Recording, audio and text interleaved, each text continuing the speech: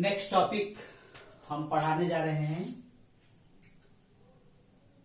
आज electric type intensity of electric field. एक minute topic का नाम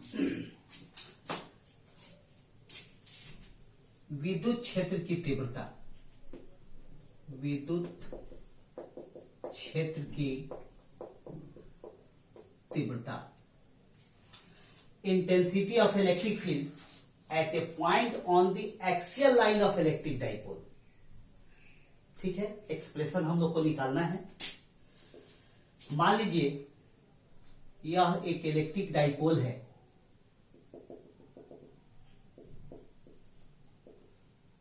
ए बी, जिसका लेंथ 2a है,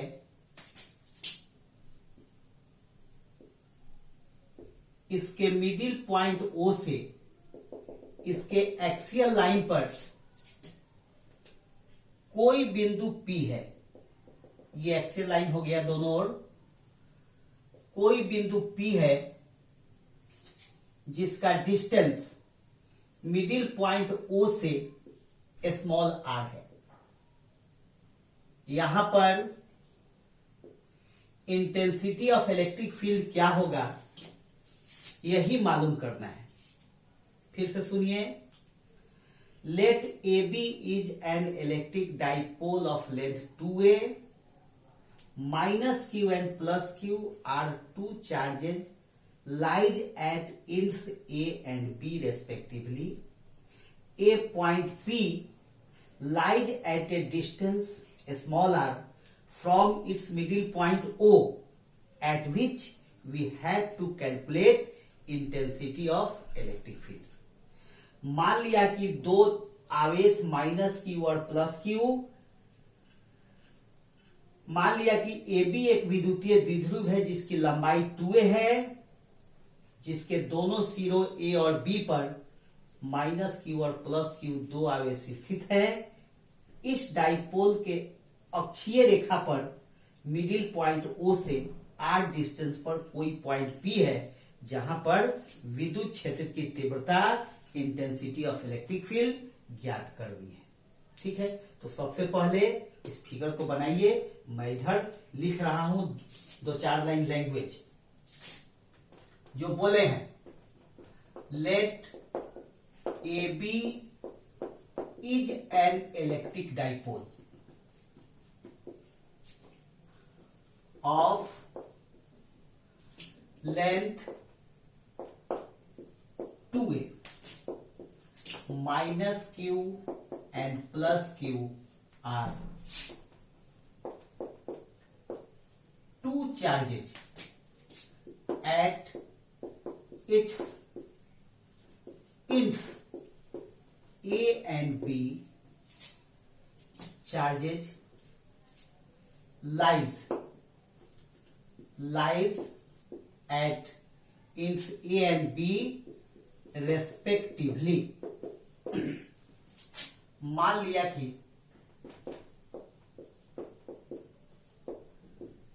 ए बी एक विद्युतीय द्विध्रुव का एक विद्युतीय द्विध्रुव है जिसकी लंबाई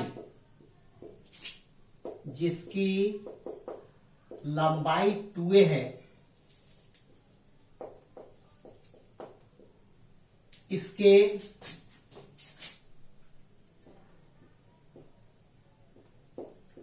A और B सिरे पर क्रमशः माइनस क्यू तथा प्लस क्यू आवेश स्थित है। therefore its dipole moment, अतः द्विध्रुव का आघूर्ण क्या होगा, P इक्वल टू Q2A। ठीक है, इसकी दिशा it is directed from point A to B।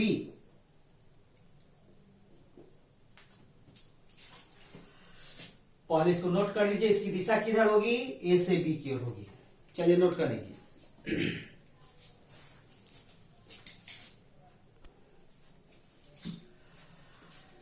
जो बोले हैं वह लिख दिए, इसको नोट कर लीजिए और फिर यहां से लिखना शुरू कीजिए। Now intensity of magnitude of intensity of electric field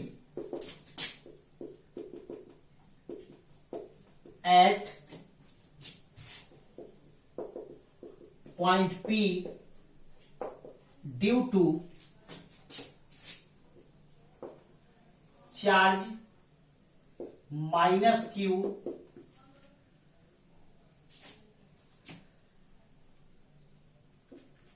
due to charge minus Q। अब आवेश माइनस Q के कारण बिंदु P पर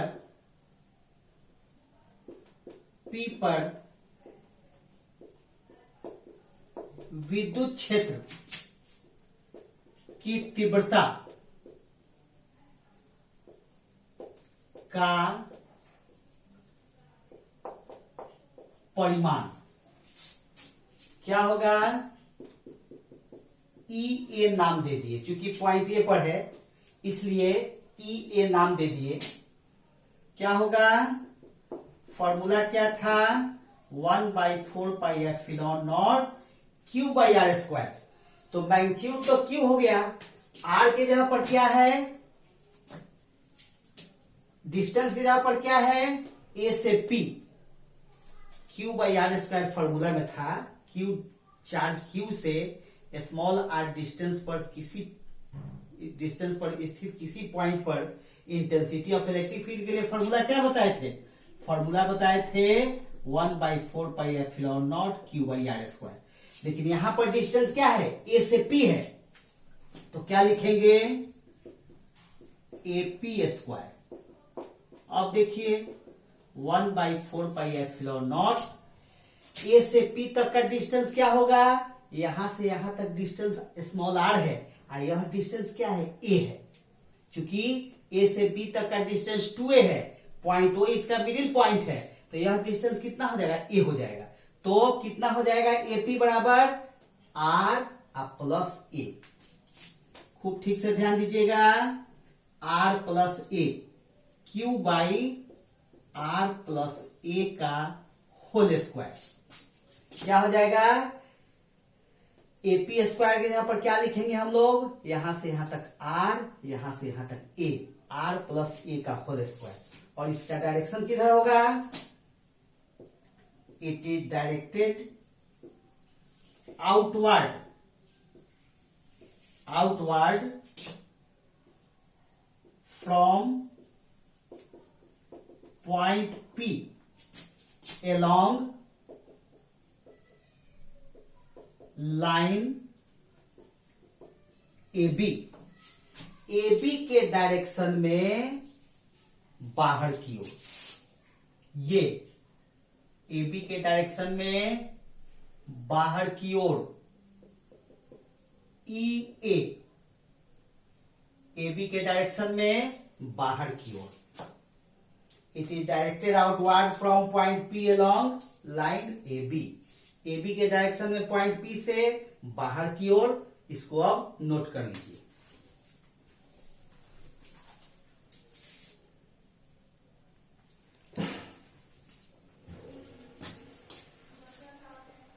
and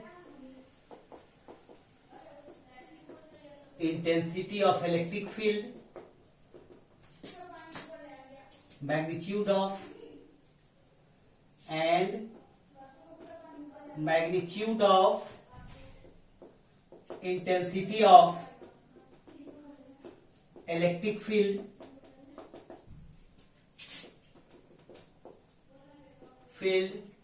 at point P due to charge plus Q और आवेश प्लस Q के कारण बिंदु P पर विद्युत क्षेत्र की तीव्रता का परिमाण कितना होगा? EB बराबर पॉइंट बी पर प्लस क्यू है, इसके लिए हम EB लिख रहे हैं। क्या होगा? 1/4πε0 Q by BP square. Distance की जगह पर इस बार क्या हो गया? BP। यह BP किसके बराबर होगा? 1/4πε0।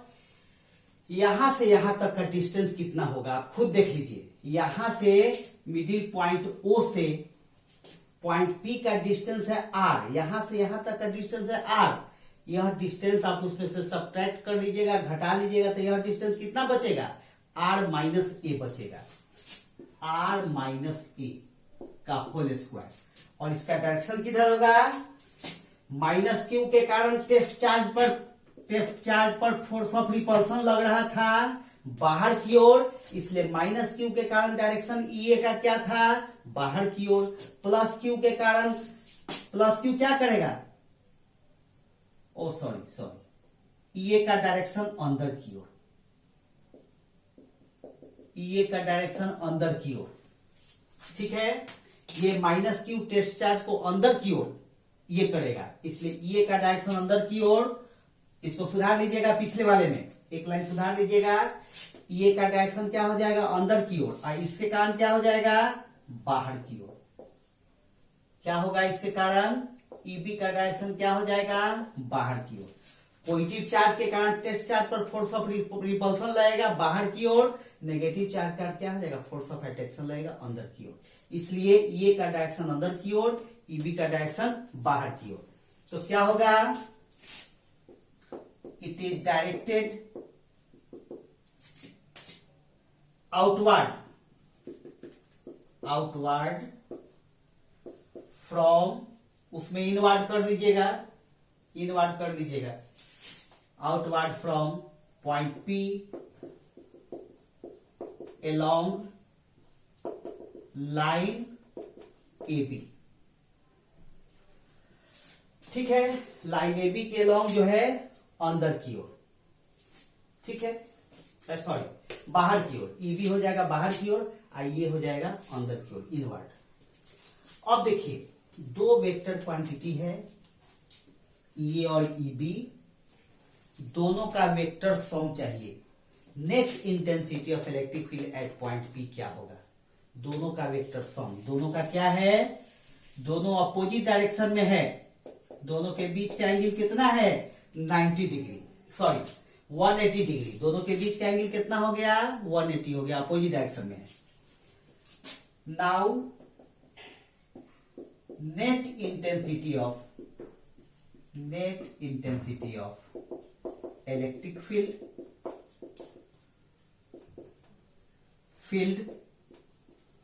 Eight point P। अब बिंदु P पर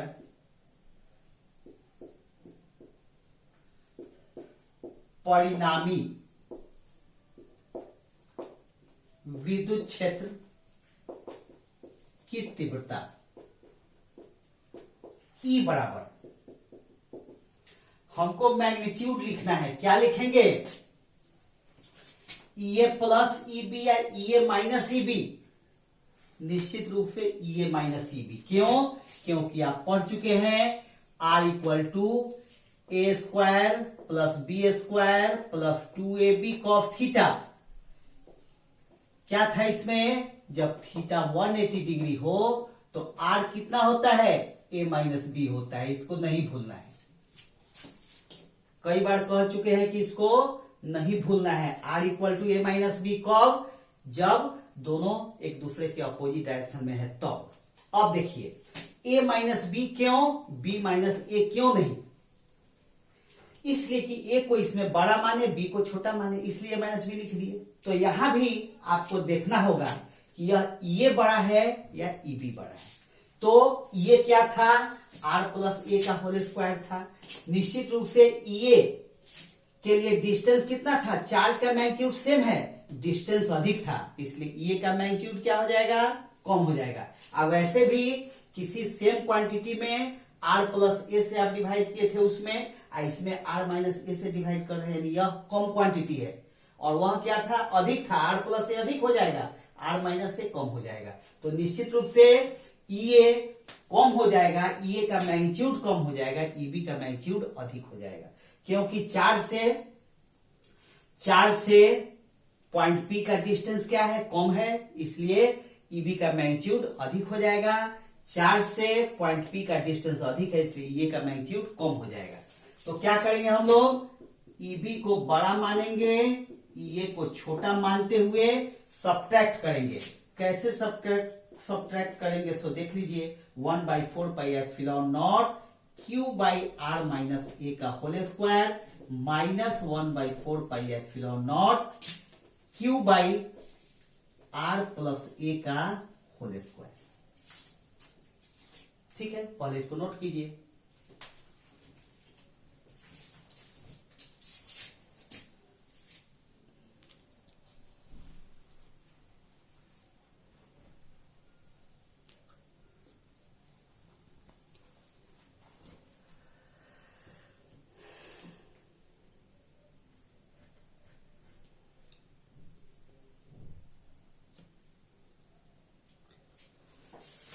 अब हम लोग यहां से आगे बढ़ रहे हैं, देख लीजिए।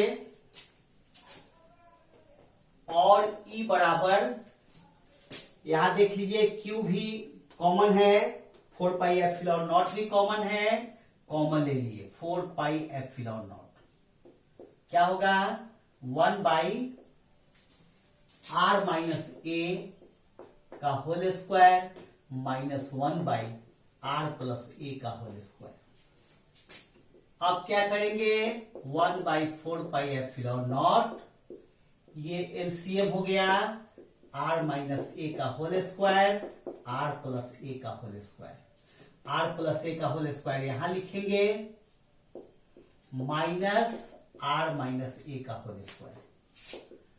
ठीक है, Q/4 pi epsilon naught, A plus B के फॉर्म में है, R square plus A square plus 2RA minus A minus B के फॉर्म में है, R square plus A square minus 2RA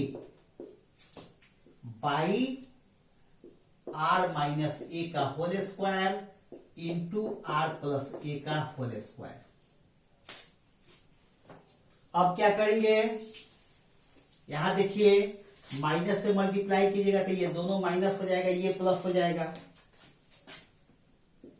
Q/4 pi epsilon not R square plus A square plus 2RA minus R square minus A square plus 2RA by, देखिए A plus B into A minus B के form में है, तो क्या हो जाएगा? A square minus B square का whole square, यानी R square minus A square का होल स्क्वायर, ऐसा हो जाएगा। अब क्या करेंगे? ये 2RA से 2RA, सॉरी, क्या करेंगे? R स्क्वायर से R स्क्वायर कैंसिल हो गया, A स्क्वायर से A स्क्वायर कैंसिल हो गया, क्या बचेगा? 4RA बचेगा, 2RA 4RA। पहले इसको नोट कर लीजिए, इसके आगे हम लिखते हैं।